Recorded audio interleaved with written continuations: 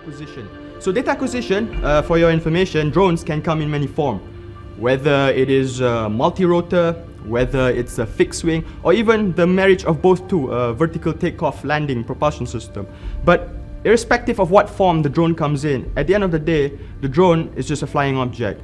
So it's not the drone that matters, it's the payload sensor. So speaking of data, depending on the client's requirement, we will use the specific sensors required, whether it's a RGB camera, whether it's a multispectral, hyperspectral, thermal camera, so on and so forth. Each respective industries has their own problem statements, and suitable to our client's requirements, we will be using the specific sensors required. But of course, talking about data, if it's inaccurate, it's pretty much useless, and hence why we deploy other forms of equipment such as GCPs, ground control points, just to maintain that level of accuracy and precision in our data output.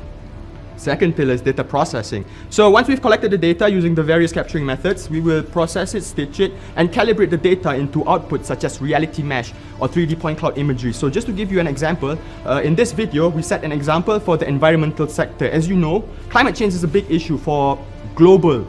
Even Malaysia is no exception. As we know, when it rains, flooding and landslides tend to occur at frequent rates. So what we want to do is effectively digitalize and enable clients, whether it's city municipal councils, local, federal government, even private landowners, to manage these disasters in a much more effective manner. So if you see an example in front of the screen, as you notice, the difference between satellite and drone imagery, it's up to 10 to 30 times better in resolution.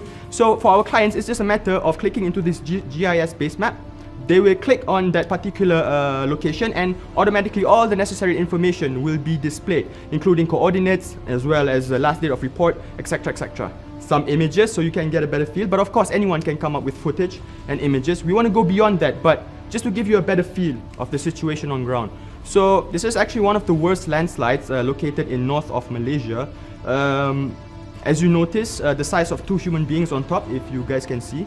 This gives you a little scale of the sheer magnitude or the devastation of the landslide that you see. You notice that there are residential houses situated nearby. Of course, the residents have been evacuated, but still, this situation is not any what any homeowner would like to fathom. I mean, property prices fall, so on and so forth. So facing this situation, obviously the people in charge would have to do the necessary rectification measure, whether build a wall, build a fence. But to send people alone is so dangerous.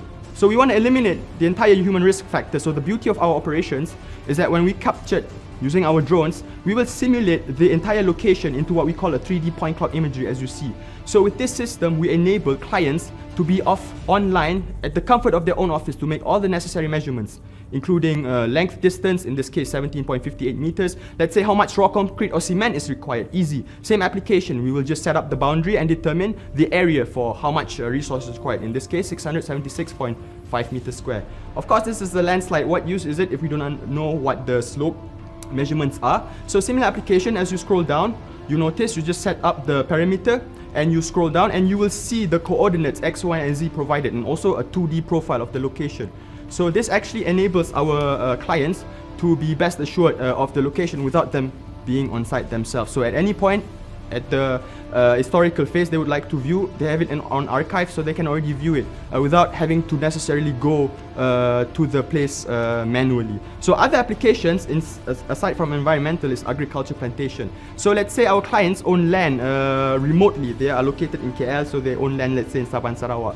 So similar application, what we want to do is enable them to remotely manage that asset. So you notice in this GIS base map, in the same data set, we enable, after capturing with our drones, to extract multiple information from the same data, and also enabling our clients to manipulate the information, and also integrating artificial intelligence to actually calculate how many trees they are, effectively automating the process, and also integrating IoT sensors to be able to determine key parameters, the soil moisture, pH value, ambient temperature, so on and so forth.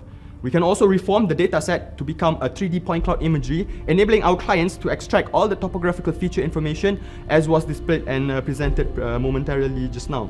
So this is just a little idea of what you can expect when it comes to 3D point cloud or the processing. We are still at the second pillar, ladies and gentlemen.